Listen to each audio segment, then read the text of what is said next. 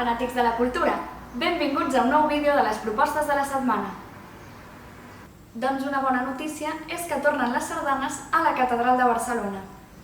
Durant els mesos de juliol, agost i setembre, l'Agrupació Cultural Folclòrica de Barcelona presentarà les sardanes en format audició-concert. El calendari preveu actuacions el 29 de juliol, el 12 i 26 d'agost i el 2 i 9 de setembre, a les 7, també per les festes de la Mercè. I el Festival de Dansa Tradicional És Dansa confirma la seva 38a edició. El festival es farà del 20 al 23 d'agost i tindrà un format més reduït, adaptant-se a les mesures sanitàries i de protecció.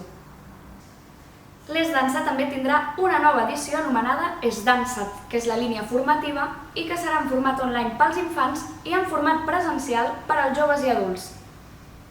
I ja que aquest any no s'ha pogut celebrar la Patum com a tal, sí que l'Ajuntament de Berga ha organitzat una exposició en homenatge a aquesta gran festa.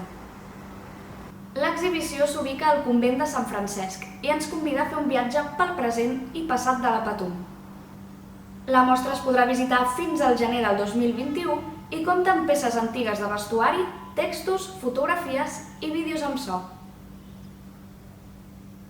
I per aquest estiu us recomanem el llibre El que m'agradaria que la dansa fos, escrit pel coreògraf i ballarí Cesc Gelabert.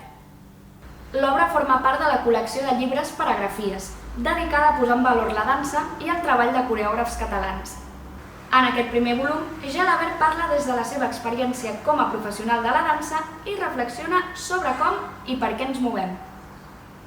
La col·lecció ha nascut fruit d'una col·laboració entre l'Institut del Teatre, el Mercat de les Flors i l'editorial Coma Negra. Doncs nosaltres ho deixem aquí.